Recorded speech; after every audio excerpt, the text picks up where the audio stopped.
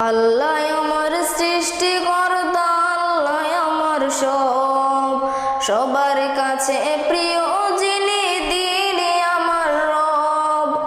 আল্লাহ আমার সৃষ্টিকর্তা, আল্লাহ আমার সবার কাছে প্রিয় যিনি, তিনি আমার রব। দুনিয়ায় করব সবাই আল্লাহর ইবাদত, দুনিয়ায় করব সবাই আল্লাহর ইবাদত, সব কিছুতে দিবেন তিনি তারই রহমত।